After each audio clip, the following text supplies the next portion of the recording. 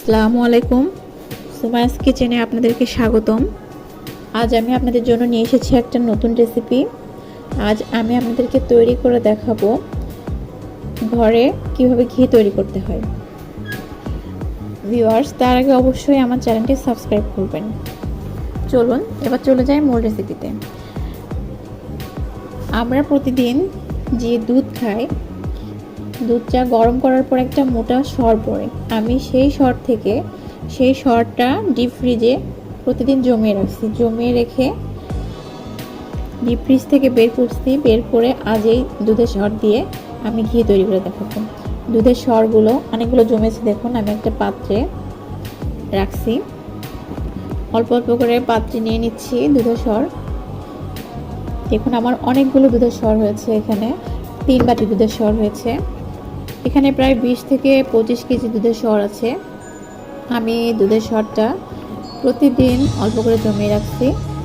দেখুন এবার হাতে ভালো করে মাখাতে হবে, ভালো করে হাত দিয়ে স্মুথলি মাখাতে হবে। যত মাখাবেন এই ঘিটা তত তাড়াতাড়ি তৈরি হবে, আপনার বাটারটা উঠে আসবে।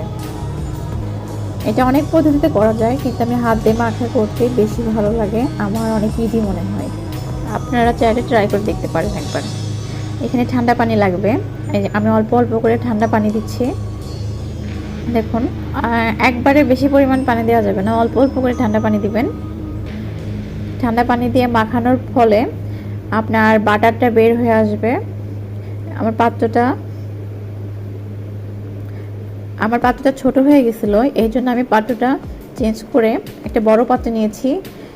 এখন বড় পাত্রে নিয়ে আবার মাখানো শুরু করছি। খুব ভালো করে মাখাতে হবে। দেখুন আমি কিভাবে মাখাচ্ছি, আমি দেখে অবশ্যই বুঝতে পারছেন। এখানে আবার একটু ঠান্ডা পানি ঢালছি। হ্যাঁ, বেশ অনেকটা পরিমাণেই পানি লাগছে আমার এখানে। পানিটা মাখানো হয়ে গেছে। পানিটা ঠান্ডা পানি যত দিবেন উপরে মাখনটা, এই যে আস্তে আস্তে আমার বাটারটা উঠে আসছে উপর দিকে। হ্যাঁ, এখন দলা বেঁধে যাচ্ছে, দেখুন বল বানানো যাচ্ছে। অল্প অল্প করে ছোট ছোট বল বানাচ্ছি। দেখুন বল বানিয়ে এটা উঠিয়ে নিচ্ছি, যাতে পানিটা কোনো মতে যেন পানি না থাকে। অল্প অল্প করে উঠিয়ে নিয়েছি। দেখুন আমার এতগুলো বাটার হয়েছে। এই বাটারটা এখন আমি গ্যাসের চুলা জ্বালিয়ে দেখুন এখন এই যে ছেড়ে দিচ্ছি বাটারটা। অনেক বেশি পাত্রটা গরম হয়ে গেছে, দেখুন ঘি উঠে আসছে পাত্রে। আমি এখন গরম করছি।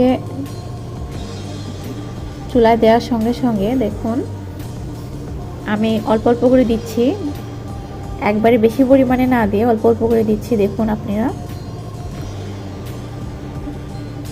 চুলাতে এখন চুলার পাওয়ারটা কমিয়ে দিবেন। অল্প অল্প করে দেওয়ার পরে এই যে নাড়বেন, একটু করে দিবেন আর নাড়বেন। এই যে নাড়ছি, দেখুন আস্তে আস্তে আপনার ঘি উঠে আসছে। দেখুন আপনারা দেখতে পাচ্ছেন নিশ্চয়ই, এই যে ঘি উঠে আসছে। কাইটা থেকে দুধটা আলাদা হয়ে যাচ্ছে। ঘি আর কাই আলাদা হয়ে যাবে। আলাদা হওয়ার পরে আমার ঘিটা সম্পূর্ণ পারফেক্টভাবে তৈরি হয়ে যাবে। আমার ঘিটা অনেকটা তৈরি হয়ে গেছে, শুধু কাইটা লালচে ভাব হয়ে গেলে আমি ঘিটা, এই যে একটু দেখুন একটু দুধের ফেনা উঠে আসছে হালকা। ঘিটা আমার হয়ে গেছে, আর একটু নাড়তে হবে। এই যে দেখুন আরেকটু লালচে ভাব হয়ে আসলে আমি ঘিটা এখন নামিয়ে ফেলবো। দেখুন কত সুন্দর গন্ধ বের হচ্ছে, অনেক সুন্দর একটা গন্ধ আসছে ঘিয়ের। খাঁটি ঘাওয়া ঘি, ঘরে হাতে বানানো, এর থেকে খাঁটি ঘাওয়া ঘি আর হতেই পারে না।